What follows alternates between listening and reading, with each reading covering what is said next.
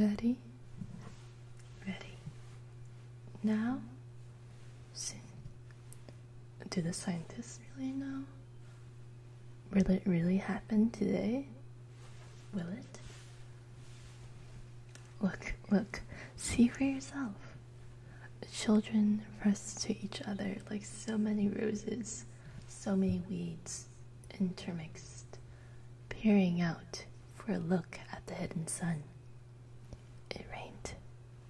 It had been raining for 7 years, thousands upon thousands of days, compounded and filled from one end to the other with rain, with the drum and gush of water, with the sweet crystal fall of showers, and the concussion of storms so heavy they were tidal waves come over the islands.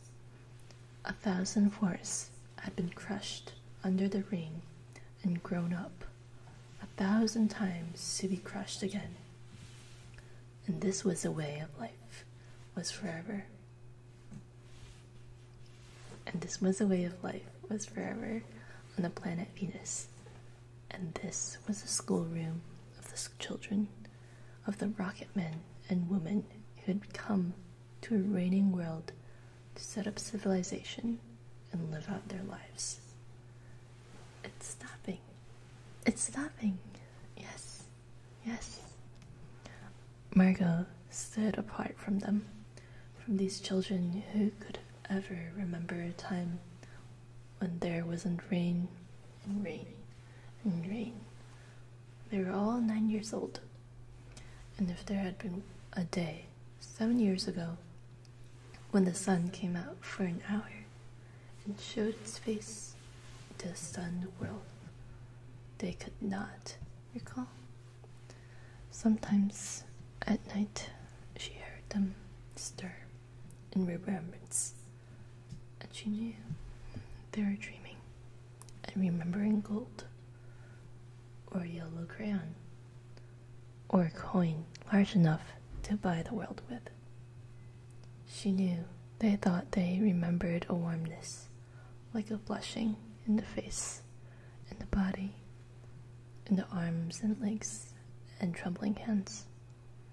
But then they always awoke to the tattering drum, the endless shaking down of clear bead necklaces upon the roof, the walk, and the gardens, and their dreams were gone.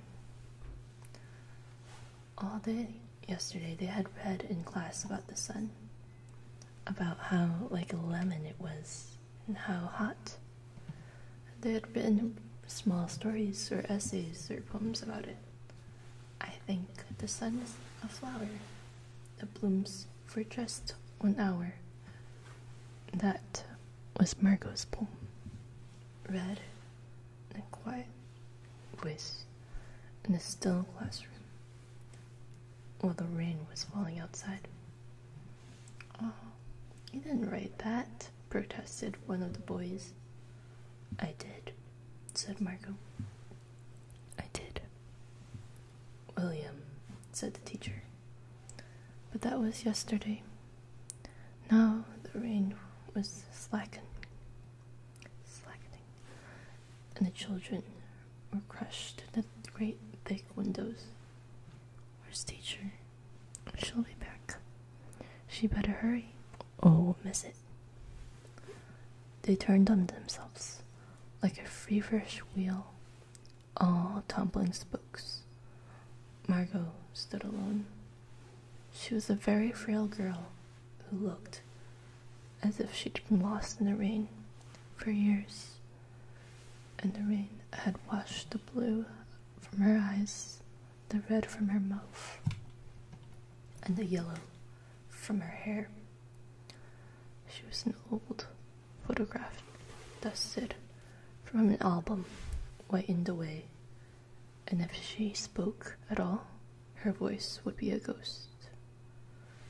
Now she stood separate, staring at the rain and the loud, wet world beyond the huge glass. "What are you looking at?" said William. Margot said nothing. Speak when you're spoken to. He gave her a shove, but she did not move. Rather, she let herself be moved only by him, and nothing else. They edged away from her. They would not look at her. She felt them go away, and this was because she would play no games with them. And the echoing tunnels of the underground city. If they tagged her and ran, she stood blinking after them and did not follow. When the class sang songs about happiness and life and games, her lips barely moved. Only when they sang about the sun and the summer did her lips move as she watched the drenched windows. And then, of course, the biggest crime of all was that she had come here only 5 years ago from Earth, and she remembered the sun, the way the sun was, and the way the sky was when she was 4 in Ohio. And they had been on Venus all their lives, and they had been only 2 years old when last the sun came out, and had long since forgotten the color, the heat, and the way it really was. But Margot remembered. "It's like a penny," she said once, her eyes closed. "No, it's not," the children cried. "It's like a fire," she said, "in the stove." "You're lying. You don't remember," cried the children. But she remembered and stood quietly apart from all of them and watched the patterning windows. And once, a month ago, she had refused to shower in the school shower rooms, had clutched her hands to her ears, over her head, screaming, "The water mustn't touch her head." So after that, dimly, she sensed it. She was different, and they knew her difference and kept away. There was talk that her father and mother were taking her back to Earth next year. It seemed vital to her that they do so, though it would mean the loss of thousands of dollars to her family.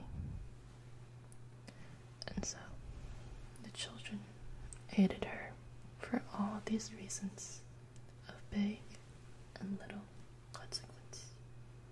They hated her pale snow face, her waiting silence, her thinness, and her possible future. "Get away," the boy gave her another push. "What are you waiting for?"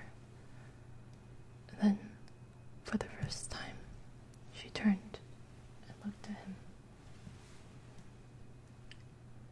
And what she was waiting for was in her eyes. "Well, don't wait around here," cried the boy savagely. "You won't see nothing." Her lips moved. "Nothing," he cried. "It was all a joke, wasn't it?" He turned to the other children. "Nothing's happening today, is it?" They all blinked at him. Then, understanding, laughed and shook their heads. Nothing. "Oh, but," Margot whispered, her eyes helpless.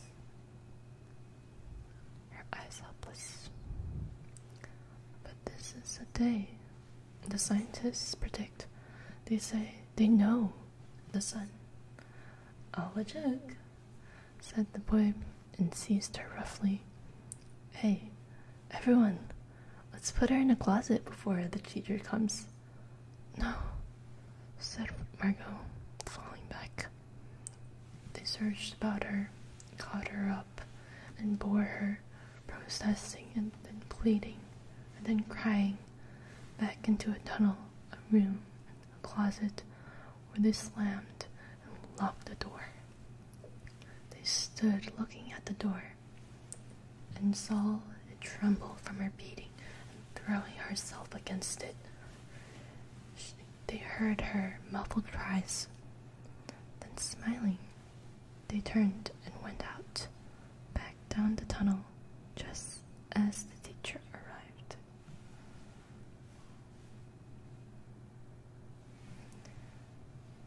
"Ready, children?" She glanced at her watch. "Yes," she said, "everyone. Are we all here?" "Yes." The rain slacked still more. They crowded to the huge door. The rain stopped. It was as if, in the midst of a film concerning an avalanche, a tornado, a hurricane, a volcanic eruption, something had first gone wrong with the sound apparatus, thus muffling and finally cutting off all the noise, all the blasts and repercussions and thunders, and then, second, ripped the film from the projector and inserted in its place a beautiful tropical slide which did not move or tremor. The world grounded into a standstill. The silence was so immense and unbelievable that you felt your ears had been stuffed, or that you had lost your hearing altogether. The children put their hands to their ears. They stood apart. The door slid back, and the smell of the silent, waiting world came in to them. The sun came out. It was the color of flaming bronze, and it was very large. And the sky around it was a blazing blue tile color. And the jungle burned with sunlight as the children, released from their spell, rushed out, yelling into the springtime. "Now don't go too far," called the teacher after them. "You've only 2 hours, you know. You wouldn't want to get caught out." But they were running and turning their faces up to the sky and feeling the sun on their cheeks like a warm iron. They were taking off their jackets and letting the sun burn their arms. "Oh, it's better than the sun lamps, isn't it? Much, much better." They stopped running and stood in the great jungle that covered Venus, that grew and never stopped growing, tumultuously, even as you watched it. It was a nest of octopi, clustering up in great arms of flesh-like weed, wavering, flowering in this brief spring. It was a color of rubble and ash, this jungle, from many years without sun. It was the color of stones and white cheeses and ink, and it was the color of moon. The children lay out, laughing, on the jungle mattress, and heard a sigh and squeak. Under them, resilient and alive, they ran among the trees. They slipped and fell. They pushed each other. They played hide and seek and tag. But most of all, they squinted at the sun until the tears ran down their faces. They put up their hands to that yellowness and amazing blueness. And they breathed the fresh air and listened to the silence which suspended them in a blessed sea of no sound and no motion. They looked at everything and savored everything. Then, wildly, like animals escaped from their caves, they ran in shouting circles. They ran for an hour, did not stop running, and then, in the midst of their running, when the girls wailed, everyone stopped. The girl, standing in the open, held out her hand. "Oh, look," she said, trembling. They came slowly to look at her opened palm. In the center of it, cupped and huge, was a single raindrop. She began to cry.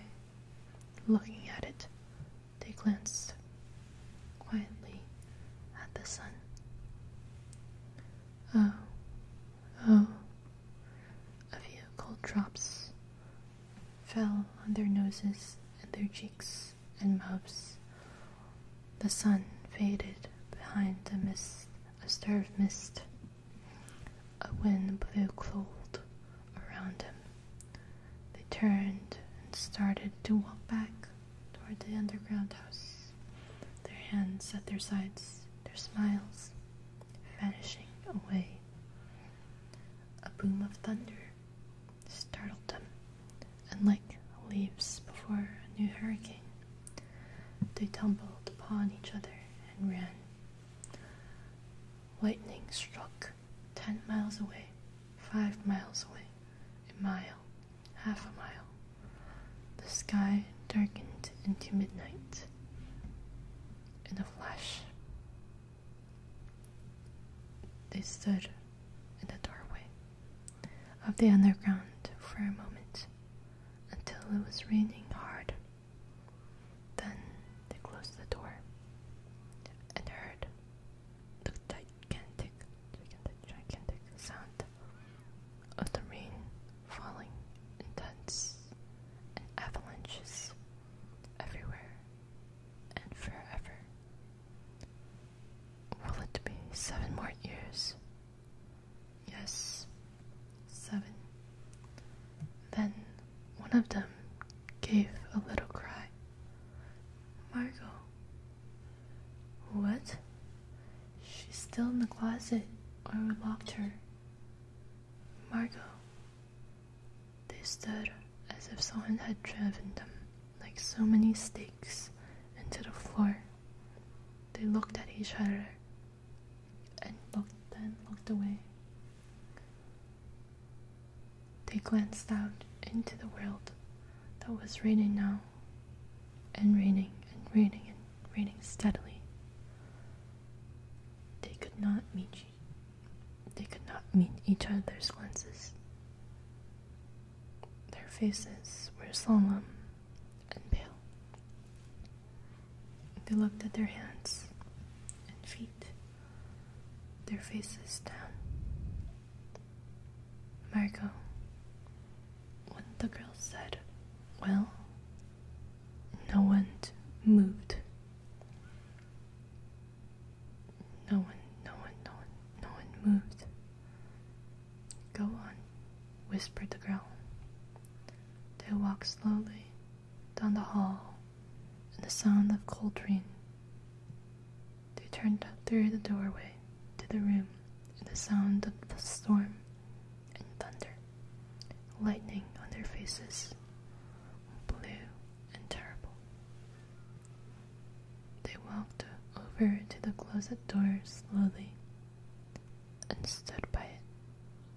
Behind the closet door was only silence. They unlocked the door, and even more slowly Margot out.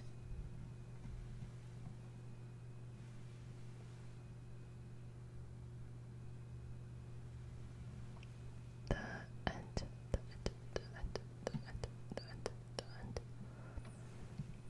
So, this was one of my most memorable short stories I remember reading when I was in 8th grade. I could feel everything that I could just relate really well to with Margot